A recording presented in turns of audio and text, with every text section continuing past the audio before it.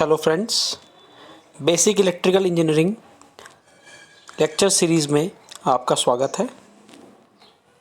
आज basic electrical engineering का पहला लेक्चर है, तो आप सबसे मेरा अनुरोध है, रिक्वेस्ट है कि इस लेक्चर सीरीज़ को कंटिन्यू देखने के लिए इस चैनल को सब्सक्राइब करें। सब्सक्राइब बटन पे क्लिक करके चैनल को सब्सक्राइब कर लें, शेयर करें और लाइक करें। तो आज पहला हमारा लेक्चर है बेसिक इलेक्ट्रिकल इंजीनियरिंग का, जिसमें हम देखेंगे introduction to basic electrical engineering. तो इसमें हम बेसिकली जो कॉमन टर्मिनोलॉजीज़ हमारी हैं उनकी डेफिनेशंस वगैरह हम देखेंगे। सबसे पहले देखेंगे इलेक्ट्रिक करंट। तो इलेक्ट्रिकल इंजीनियरिंग का जो सबसे इम्पोर्टेंट और सबसे बेसिक जो हमारा कंपोनेंट है वो है इलेक्ट्रिक करंट। क्या होता है electric current? Electric current is defined as the rate of flow of negative charge of the conductor. किसी भी कंडक्टर के अंदर फ्री इलेक्ट्रॉन्स होते हैं, जैसा कि आपको पहली फिगर में दिखाया है।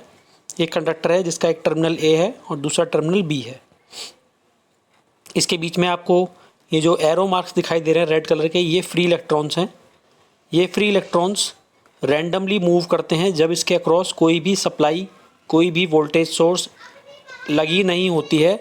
उस समय ये फ्री मोशन में होते हैं, रैंडम मोशन में होते हैं, किसी भी डायरेक्शन में ये मूवमेंट कर सकते हैं। लेकिन जैसे ही इसके क्रॉस हम एक सप्लाई लगा देते हैं, दूसरी वाली फिगर में देखिए, हमने एक यहाँ पे बैटरी लगाई है जिसका प्लस और माइनस साइन जिसमें हमने आपको इंडिकेट किया हुआ है। तो देखिए जितने भी इलेक्ट्रॉन्स हैं वो प्लस इलेक्ट्रोड जो प्लस साइन है उसकी तरफ अलाइन हो गए हैं। सारे के सारे इलेक्ट्रॉन प्लस साइन की तरफ अलाइन हो गए हैं, क्योंकि इलेक्ट्रॉन जो होते हैं वो नेगेटिवली चार्ज पार्टिकल होते हैं, तो वो पॉजिटिव प्लेट की तरफ अट्रैक्ट कर जाते हैं। नेगेटिव और पॉजिटिव के इस अट्रैक्शन से जितने भी इलेक्ट्रॉन हैं वो पॉजिटिव प्लेट की तरफ एक मोशन स्टार्ट कर देते हैं। ठीक है, तो क्या होता है, इस तरीके से एक इलेक्ट्रॉन का जो फ्लो है वो सर्किट के अंदर स्टार्ट हो जाता है। ठीक है, तो इस इलेक्ट्रॉन के फ़्लो को ही इलेक्ट्रिक करंट कहा जाता है। लेकिन जो कन्वेंशनल डायरेक्शन होती है करंट की, वो क्या होती है, वो जो इलेक्ट्रॉन का फ़्लो होता है उससे अपोजिट डायरेक्शन कहलाती है करंट की कन्वेंशनल डायरेक्शन। तो electric current basically flow of electron होता है, लेकिन जो करंट की डायरेक्शन होती है वो इलेक्ट्रॉन की डायरेक्शन से अपोजिट कहलाती है। यानी कि करंट की डायरेक्शन होगी पॉजिटिव टू नेगेटिव और जो इलेक्ट्रॉन की डायरेक्शन होगी वो होगी negative to positive. In other words, the continuous flow of electron in an electric circuit is called an electric current। यानी कि कंटिन्यूस फ्लो, करंट का कंटिन्यूस फ्लो किसी भी सर्किट में वो इलेक्ट्रिक करंट कहलाता है। The conducting material consists of a large number of free electron which move from one atom to another at random। यानी कि किसी भी कंडक्टिंग मटेरियल के अंदर बहुत सारे अनगिनत मात्रा में फ्री इलेक्ट्रॉन्स होते हैं, रैंडम इलेक्ट्रॉन्स होते हैं, जिनका मोशन रैंडम होता है जब तक कि उनके अक्रॉस कोई पावर सप्लाई नहीं लगाई गई हो। और जैसे ही पावर सप्लाई लगा देते हैं उसका जो मोशन होता है वो डिफाइन हो जाता है, एक पर्टिकुलर पाथ में वो मोशन करने लगते हैं। इलेक्ट्रॉन सारे के सारे सप्लाई की पॉजिटिव इलेक्ट्रोड की तरफ अट्रैक्ट हो जाते हैं और उसी तरफ वो मोशन करने लगते हैं, और उसे हम बोलते हैं flow of electron.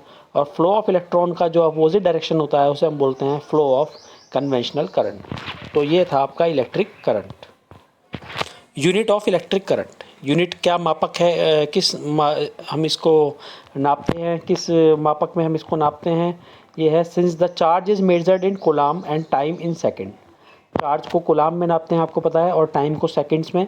So the unit of electric current is coulomb पर सेकेंड। यानी कि एक सेकेंड में कितना चार्ज फ्लो हुआ, चार्ज फ्लो पर second through the cross section. एक कंडक्टर के क्रॉस सेक्शन से एक सेकंड में कितना चार्ज फ्लो होता है वो ही करंट कहलाता है। तो इसका जो यूनिट होता है वो कूलाम पर सेकंड होता है। लेकिन अगर हम एसआई यूनिट की बात करें, एसआई यूनिट जो होता है वो कंडक्टर का, वो उसको हम रिप्रेजेंट करते हैं ए से, एम्पियर। यानी कि करंट की एक यूनिट एम्पियर होती है, जो कि प्रचलित यूनिट है जिसको हम इस्तेमाल करते हैं। लेकिन कूलाम पर सेकेंड भी rate of flow of electron ही दर्शाता है। करंट को हम रिप्रेजेंट करते हैं आई से। किसी भी सर्किट में अगर करंट फ्लो हो रहा है तो हम उसे आई से रिप्रेजेंट करेंगे। Conventional direction of flow of current. Conventional direction क्या होती है, देखिए According to the electron theory, when the potential difference is applied across a conductor, some matter flow through the circuit which constitute the electric current.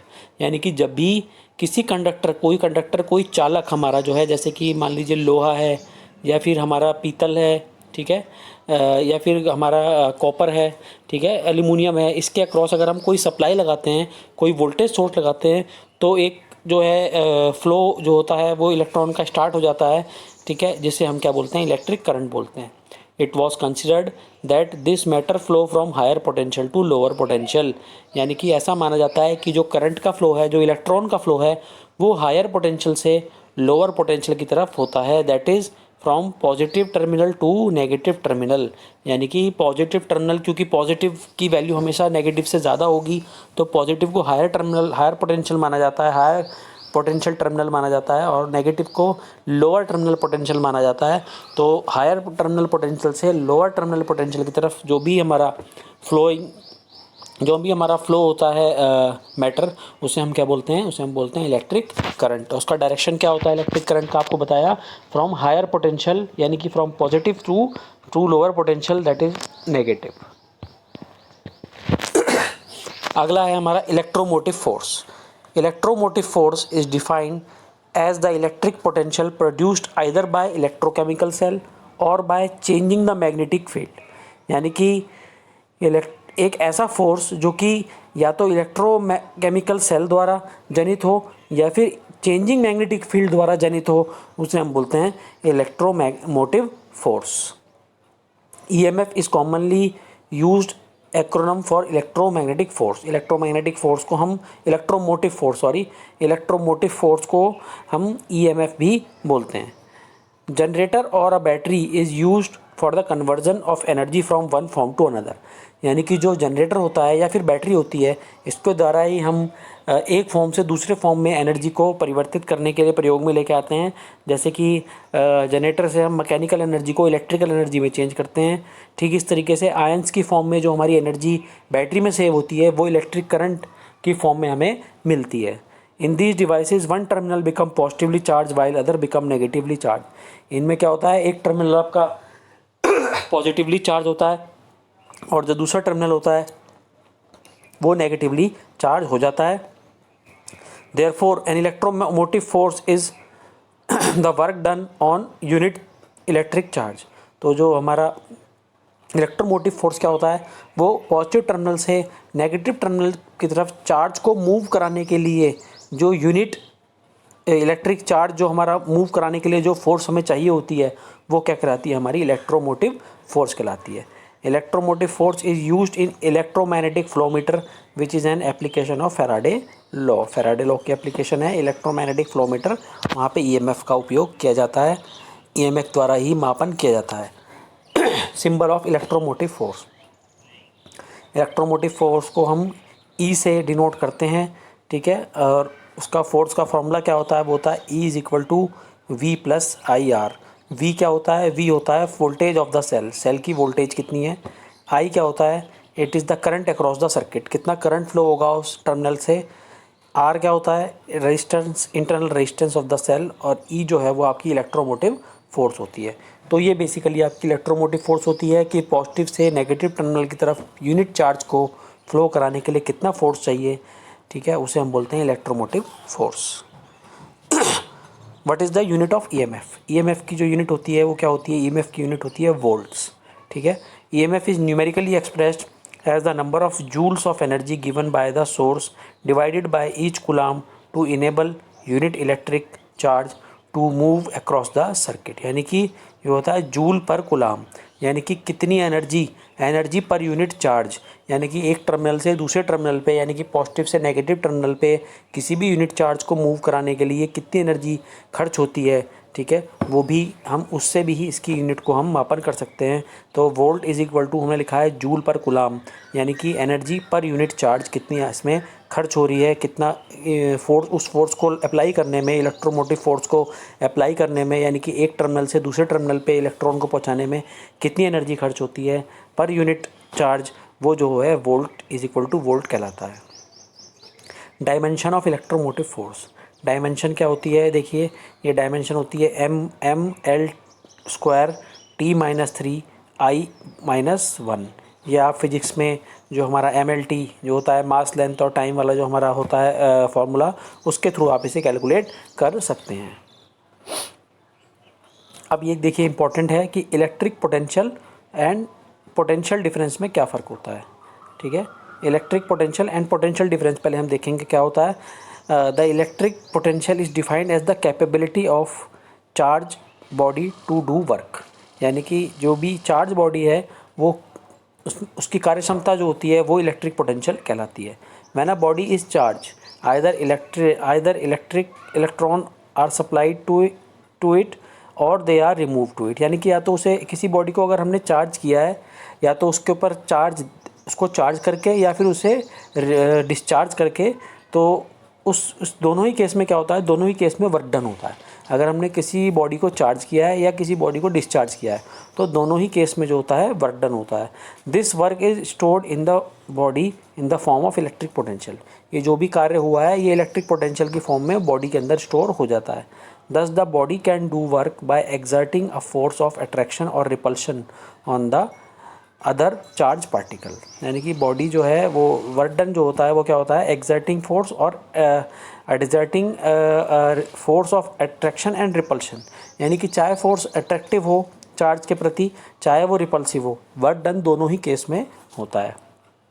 ठीक है, देखिए the capacity of charge body to do work determine the electrical potential on it. ठीक है, the measure of electric potential is the work done to charge a body to 1 coulomb, यानी कि देखिए कैसे लिखा है यहाँ पे, इन्फिनिटी से अगर हम किसी इनफाइनाइट पॉइंट से एक पार्टिकल को हम चार्ज करते हैं लेके आते हैं, ठीक है ना, तो work done by a moving charge particle from infinity to other point is equal to electric potential, यानी कि अगर एक किसी पॉइंट से मूविंग चार्ज पार्टिकल को हम दूसरे पॉइंट पे लेके आते हैं तो वो क्या होता है, वो उसका इलेक्ट्रिक पोटेंशियल कहलाता है। ठीक है, इलेक्ट्रिक पोटेंशियल क्या होता है, वर्क डन पर चार्ज, यानी कि कितना काम हुआ इन्फिनिटी से लेके एक पर्टिकुलर पॉइंट पे लेके आने में अपॉन द चार्ज, कितना उस पर चार्ज था। ठीक है, तो वो हमारा क्या कहलाता है, वो इलेक्ट्रिक पोटेंशियल हमारा कहलाता है। इलेक्ट्रिक पोटेंशियल की यूनिट हमारी क्या होती है, इलेक्ट्रिक पोटेंशियल की यूनिट होती है हमारी कूलम। ठीक है, चार्ज की यूनिट क्योंकि हमारी कूलम होती है। ठीक है, और कितना वर्क डन की जो यूनिट होती है वो क्या होती है, जूल। ठीक है, तो जूल पर कूलम यानी कि work done by charge is equal to क्या होगा, जूल पर कूलम। अभी देखा था पीछे हमने पिछली स्लाइड में जूल पर कूलम ये बताया आपको। देखिए जूल पर कूलम क्या होता है, वोल्ट। तो इलेक्ट्रिक पोटेंशियल की जो यूनिट होती है वो भी क्या होती है हमारी, वो भी वोल्ट होती है, क्योंकि 1 joule upon 1 coulomb is equal to क्या हो जाएगा, 1 वोल्ट हो जाएगा। पोटेंशियल डिफरेंस क्या होता है, पोटेंशियल डिफरेंस में देखिए क्या होता है, अगर एक ही पॉइंट से 2 चार्ज पार्टिकल को आप लेके आ रहे हैं, वर्क डन जो हम लेके आते हैं एक ही पॉइंट से 2 चार्ज पार्टिकल को, तो उन दोनों चार्ज पार्टिकल के बीच में का जो पोटेंशियल डिफरेंट होगा, एक चार्ज पार्टिकल का पोटेंशियल कुछ और होगा, दूसरे चार्ज पार्टिकल का पोटेंशियल कुछ और होगा, तो उन दोनों के बीच का जो डिफरेंस होगा पोटेंशियल का डिफरेंस, वो कहलाएगा potential difference. The electrical potential difference is defined as the amount of work done to carry a unit charge from one point to another in an electric field. In other words, the potential difference is defined as the difference in the electric potential of 2 charge bodies, यानी कि 2 charge bodies है हमारे पास, ठीक है, जो कि infinite position से लेके आई गई हैं, तो उन पे कुछ ना कुछ पोटेंशियल ज़रूर होगा, कुछ ना कुछ पोटेंशियल एनर्जी ज़रूर होगी उसके ऊपर। तो वो जो पोटेंशियल होगा उनका दोनों का, उनका जो डिफरेंस होगा पोटेंशियल का 2 चार्ज बॉडीज़ का, वो क्या कहलाएगा, वो आपका कहलाएगा पोटेंशियल डिफरेंस कहलाएगा। ठीक है, पोटेंशियल डिफरेंस की जो यूनिट होती है वो भी वोल्ट होती है, क्योंकि ये सब वोल्टेज की ही फॉर्म्स हैं। Difference between electromotive force and potential difference, तो इलेक्ट्रोमोटिव फोर्स और पोटेंशियल डिफरेंस के बीच में क्या डिफरेंस होता है वो देखिए। EMF is defined as the work done on a unit charge, एक यूनिट चार्ज पे क्या वर्क डन हो रहा है वो ईएमएफ कहलाता है, इलेक्ट्रोमोटिव फोर्स कहलाता है। ठीक है ना, एक यूनिट चार्ज है, उसे एक टर्मिनल से दूसरे टर्मिनल तक पहुंचने के लिए कितनी फोर्स लगानी पड़ रही है, वो ईएमएफ होती है। Potential difference is defined as the energy which is dissipated as the unit charge pass through the component, यानी कि जब वो यूनिट चार्ज एक टर्मिनल से दूसरे टर्मिनल पे या एक पॉइंट से दूसरे पॉइंट पे जा रहा है तो वो कितनी एनर्जी डिसिपेट करता है, ठीक है, उससे क्या होता है, पोटेंशियल डिफरेंस क्रिएट होता है।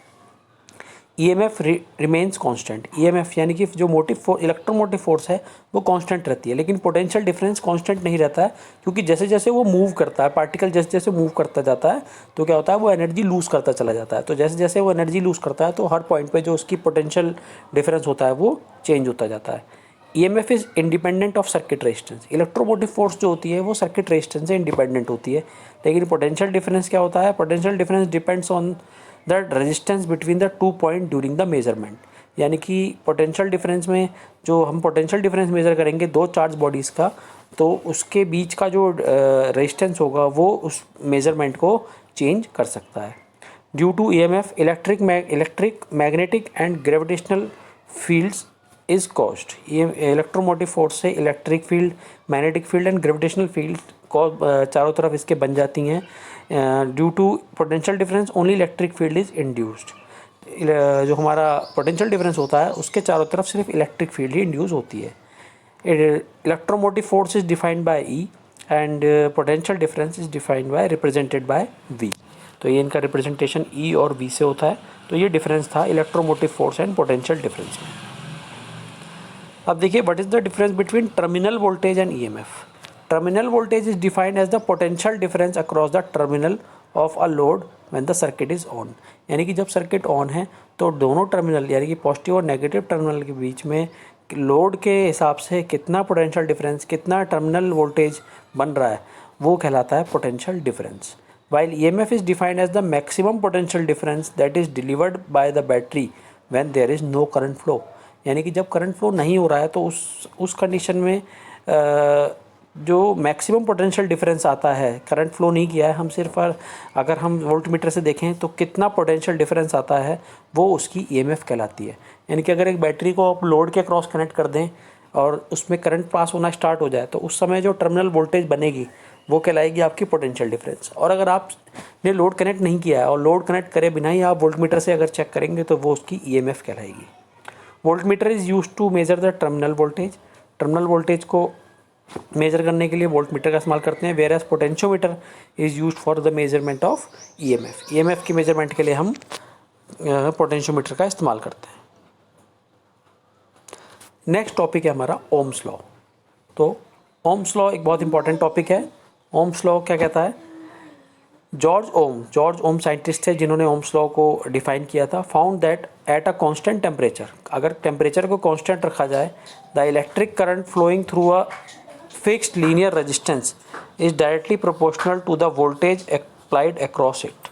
यानी कि अगर एक फिक्स्ड लीनियर रेजिस्टेंस के अक्रॉस हमने कोई वोल्टेज अप्लाई की है, उनके दोनों टर्मिनल के अक्रॉस कोई वोल्टेज अप्लाई की है, तो उसके अक्रॉस जो करंट जो फ्लो करता है वो जो होता है वो किसके प्रोपोर्शनल होता है, जो वोल्टेज अप्लाई की है उसके प्रोपोर्शनल होता है, ठीक है। और and also inversely proportional to the resistance के वो इन्वर्सली प्रोपोर्शनल होता है। यानी कि current flowing across a conductor at constant temperature is directly proportional to the voltage across the conductor and inversely proportional to the resistance across the conductor. इस relation को हमने दिखाया I is equal to V/R, और I की क्योंकि unit होती है ampere तो उसमें हमने उसको दर्शाया है। देखिए ये एग्जांपल से मैं आपको समझाया V is equal to IR। V is equal to IR जो आपको बताया, देखिए इसमें अगर हम R को और V को वेरी करें तो करंट जो है वो चेंज हो जाएगा। यानी कि रेजिस्टेंस को हम वेरी कर सकते हैं और वोल्टेज को हम वेरी कर सकते हैं, तो करंट जो है हमारा वो चेंज हो जाएगा। V is equal to IR जो हमारा ये सूत्र है किसका, ओम्स लॉ का। तो ओम्स लॉ से हम दो वैल्यू निकाल सकते हैं, वोल्टेज, करंट या रेजिस्टेंस, इसमें से कोई दो वैल्यू हमें चाहिए होती हैं, तो हम तीसरी वैल्यू को हम इसे निकाल सकते हैं। देखिए अगर हमें V निकालना है तो हमें I और R पता होना चाहिए, अगर हमें I निकालना है तो V और R पता होना चाहिए, और अगर R निकालना है तो V और I हमें पता होना चाहिए, ठीक है। ये देखिए ट्राइंगल लॉ के थ्रू हमने समझाया किस तरीके से होता है। देखिए V, I और R को इस तरीके से हमने ऊपर वाले ट्राइंगल में लिखा है। अब देखिए V is equal to IR होता है, तो V ऊपर लिखा है और I और R नीचे मल्टीप्लिकेशन में आ जाएंगे। अब अगर हमें I निकालना है तो I is equal to V upon R, देखिए दिख रहा है V अपॉन R ही बना हुआ है, ठीक है। तो ये V अपॉन आर हो जाएगा। और अगर हमें R निकालना है तो R is equal to V upon I, तो ये V अपॉन आई हो जाएगा। तो ये ट्राइंगल लॉ है। तो factor affecting capacitor, factor affecting capacitors.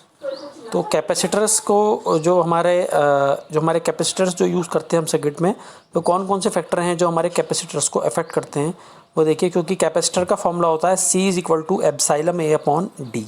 यहाँ पे एप्साइलम क्या होता है, परमिटिविटी ऑफ डाइलेक्ट्रिक। डाइलेक्ट्रिक जो बीच में इंसर्ट करते हैं, देखिए लिखा हुआ है यहाँ पे दिखाया आपको, डाइलेक्ट्रिक विथ परमिटिविटी एप्साइलम। जो भी इसमें फिल करते हैं बीच में जो मीडियम होता है उसे हम बोलते हैं परमिटिविटी। C कैपेसिटेंस होता है, D distance between the plates, और A क्या होता है, area of cross section of the plates. तो यही पैरामीटर्स हैं, इनको चेंज करके ही हम कैपेसिटर की कैपेसिटेंस को अफेक्ट कर सकते हैं, चेंज कर सकते हैं, वेरी कर सकते हैं। देखिए जैसे कि प्लेट एरिया में दिखाया है यहाँ पे, ठीक है। अगर प्लेट एरिया को हमने चेंज किया है, दो फिगर देखिए, प्लेट एरिया को हमने चेंज किया है, यानी कि एरिया हमने चेंज किया है। पहली फिगर का एरिया कम है, दूसरी फिगर का एरिया प्लेट एरिया ज़्यादा है। तो प्लेट एरिया जैसे ही ज़्यादा हो जाएगा, अगर हम फॉर्मूला देखें C is equal two epsilon A upon D, तो प्लेट एरिया के बढ़ते ही हमारा जो कैपेसिटेंस है वो क्या हो जाएगा, वो इंक्रीज़ हो जाएगा। तो यहाँ पे देखिए जिसका प्लेट एरिया ज़्यादा है उसका कैपेसिटेंस ज़्यादा है, जिसका प्लेट एरिया कम है उसका कैपेसिटेंस कम है। तो larger plate area result in more flux. क्या होगा, जितना ज़्यादा प्लेट एरिया होगा उतना ही ज़्यादा फ्लक्स लिंक होगा प्लेट से, और उतना ही ज़्यादा स्टोरेज उसमें वोल्टेज का होगा। नेक्स्ट है स्पेसिंग बिटवीन द प्लेट्स, यानी कि D। अब डिस्टेंस जो होगा हमारा जितना कम होगा उतना ही ज़्यादा हमारा कैपेसिटेंस बढ़ जाएगा, ठीक है। तो देखिए पहली फिगर में डिस्टेंस हमारा ज़्यादा है, दूसरी फिगर में डिस्टेंस हमारा कम है, प्लेट एरिया कांस्टेंट है, ठीक है। तो प्लेट एरिया कांस्टेंट रख के डिस्टेंस वेरी किया है हमने।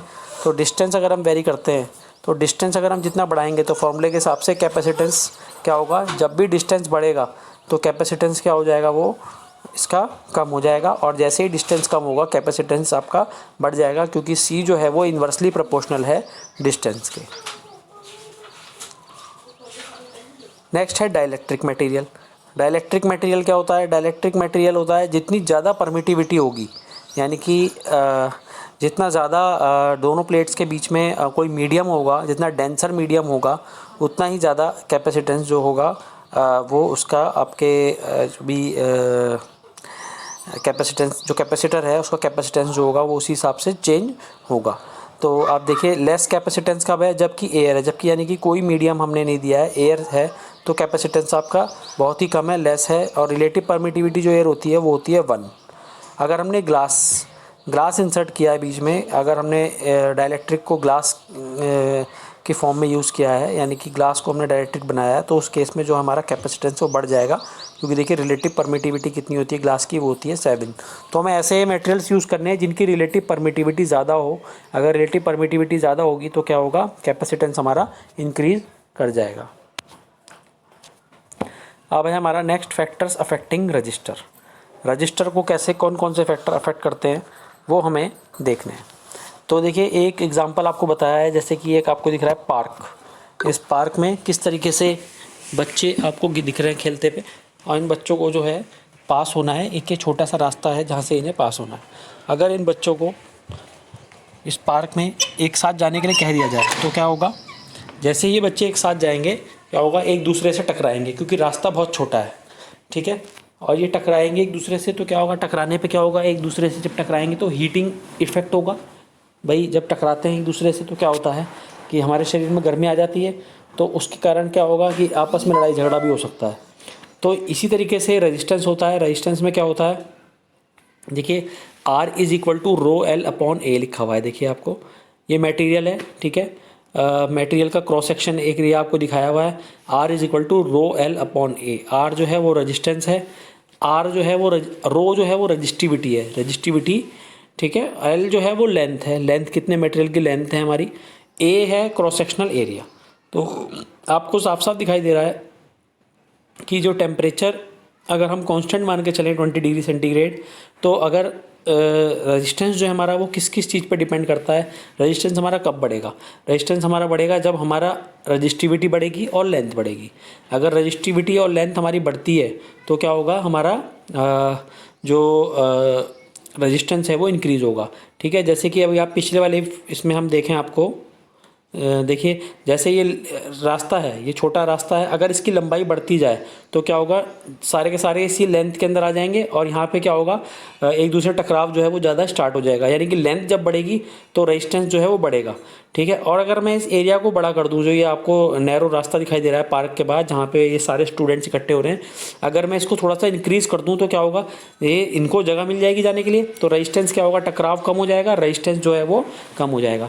यानी कि अगर मैं एरिया को इंक्रीज़ करता हूँ तो रेजिस्टेंस कम होता है, लेकिन अगर लेंथ को इंक्रीज़ करता हूँ तो रेजिस्टेंस बढ़ता है। तो वही यहाँ फॉर्मूले में दिखाया है कि R is equal to rho L upon A, यानी कि अगर L को इंक्रीज़ करेंगे तो रेजिस्टेंस इंक्रीज़ होगा, अगर एरिया को इंक्रीज़ करेंगे, इस एरिया को हम बढ़ा दें यानी कि तार की मोटाई बढ़ा दें, तो रेजिस्टेंस क्या होगा, कम होगा। जो हमारे इलेक्ट्रॉन पास हो रहे होंगे इस कंडक्टर के थ्रू, उन्हें ज़्यादा रास्ता मिल जाएगा, वो ज़्यादा स्ट्रेटली एक एंड से दूसरे एंड की तरफ मूव कर सकते हैं।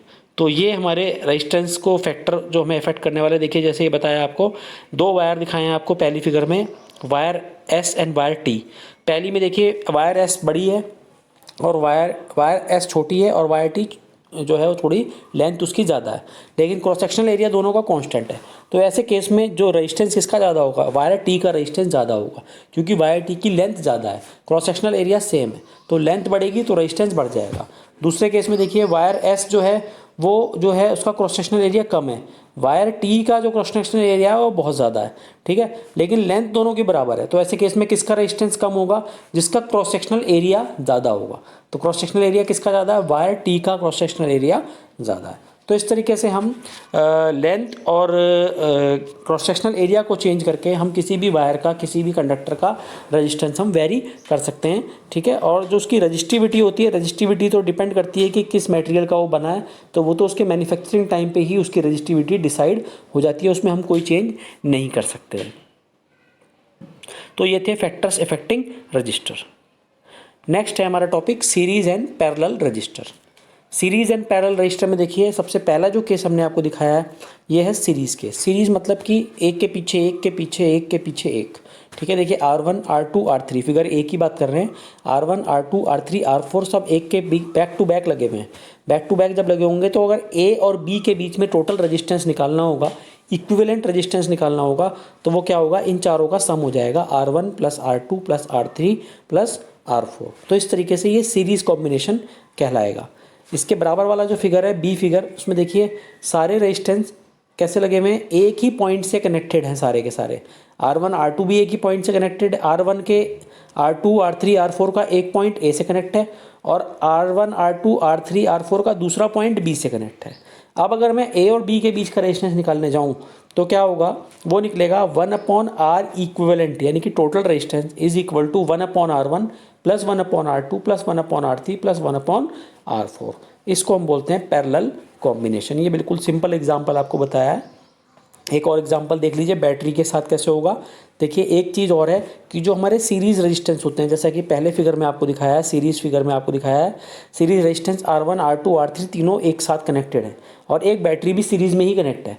तो सीरीज़ में जब बैटरी कनेक्ट होगी तो तीनों के अक्रॉस जो करंट होगा वो सेम फ्लो होगा, यानी कि I1 ही करंट फ्लो हो रहा है R1 से, R2 से भी I1 हो रहा है और R3 से भी I1 करंट फ्लो हो रहा है, क्योंकि करंट कहीं भी डिवाइड नहीं हो रहा है, क्योंकि सिंगल लूप में ही कनेक्टेड हैं। तो जो इक्विवेलेंट रेजिस्टेंस क्या हो जाएगा, वो हो जाएगा R1 plus R2 plus R3। दूसरे केस में देखिए बैटरी के साथ कनेक्टेड हैं। ठीक है, बैटरी का positive terminal R1 R2 R3 के एक टर्मिनल से कनेक्टेड है और बैटरी का negative terminal R1 R2 R3 के दूसरे टर्मिनल से कनेक्टेड है। ऐसे केस में I करंट जब V सोर्स से निकलेगा तो वो तीन पार्ट में डिवाइड हो जाएगा, I1 I2 और I3, तीनों में अलग अलग करंट फ्लो होगा। और करंट की वैल्यू किस पर डिपेंड करेगी, वो डिपेंड करेगी रेजिस्टेंस की वैल्यू के ऊपर। जहाँ रेजिस्टेंस कम होगा वहाँ करंट ज़्यादा होगा, जहाँ रेजिस्टेंस ज़्यादा होगा वहाँ करंट कम होगा। ठीक है, क्योंकि R इज इक्वल टू क्या होता है, V/I। ठीक है, और I इज इक्वल टू होता है V/R। तो R जो होगा वो हमारा अगर ज़्यादा होगा तो I हमारा कम हो जाएगा, क्योंकि इन्वर्स रिलेशनशिप है। लेकिन बाद में तीनों करंट मिल जाएंगे, वो दोबारा से I बना देंगे, बैटरी के नेगेटिव टर्मिनल में I चला जाएगा। तो अगर मेरे को इस तरीके का इक्विवेलेंट रेजिस्टेंस निकालना हो, इसे बोलते हैं पैरेलल। पैरेलल के लिए इसका इक्विवेलेंट रेजिस्टेंस हो जाएगा 1/R equivalent is equal to 1/R1 plus 1/R2 plus 1/R3। जब इसे हम सॉल्व कर लेंगे तो R इक्विवेलेंट की जो वैल्यू आएगी उस वैल्यू का एक रेजिस्टेंस इस बैटरी के साथ सीरीज में लग जाएगा, बस वही इसका सिंप्लीफाइड फॉर्म होगा। तो ये था एक और एग्जांपल। देखिए एक और एग्जांपल हमने आपको देके समझाया है, ये पहले फिगर में देखिए, इसमें जो ऊपर की तरफ जो आप दिख रहे हैं आपको स्क्वायर बॉक्स दिख रहा है जिसमें 100 ओम का 100 ओम और 250 ओम का एक रेजिस्टेंस है। ये दोनों रेजिस्टेंस आपस में पैरेलल में है। तो देखिए जब हम इसका इक्विवेलेंट निकालने जाएंगे तो इक्विवेलेंट रेजिस्टेंस के लिए पहले इन दोनों को हम पैरेलल में जोड़ेंगे और नीचे वाले दोनों को भी हम पैरेलल में जोड़ेंगे, ठीक है। और पैरेलल में जोड़ने के बाद हम क्या करेंगे, दोनों को सीरीज़ में इसको कैलकुलेट कर लेंगे, ठीक है। सीरीज़ में आ जाएंगे दोनों, क्योंकि 100 और 250 की जगह एक आ जाएगा और 350 और 200 की जगह एक रेजिस्टेंस आ जाएगा, और फिर दोनों को हम सीरीज़ में जोड़ देंगे और उसके बाद जो आएगा वो उसका इक्विवेलेंट रेजिस्टेंस आ जाएगा। ठीक इस तरीके से बराबर वाला है। देखिए पैरेलल में है R1 R2 R3, तो इक्विवेलेंट रेजिस्टेंस क्या होगा, 1/R equivalent is equal to 1/R1 plus 1/R2 plus 1/R3। तो ये था आपका parallel and series combination of registers. तो स्टूडेंट्स ये था आज बेसिक लेक्चर, बताया था आपको कि करंट क्या होता है, ईएमएफ क्या होता है, पोटेंशियल डिफरेंस क्या होता है, इलेक्ट्रिक पोटेंशियल क्या होता है, ओम्स लॉ क्या होता है, रेजिस्टेंस क्या होता है, वोल्टेज क्या होता है, और सीरीज़ रेजिस्टेंस क्या होता है, पैरेलल रेजिस्टेंस क्या होता है, कैपेसिटर किस तरीके से कैपेसिटेंस को चेंज कर सकते हैं, कैपेसिटर की किस तरीके से रेजिस्टेंस को चेंज कर सकते हैं, ये सारी चीज़ें हमने आपको बताई थी। नेक्स्ट लेक्चर में हम किरचॉफ्स लॉ देखेंगे।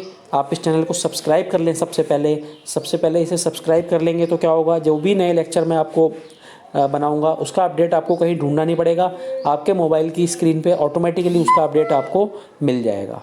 तो आज का लेक्चर यहीं समाप्त होता है। Thank you very much.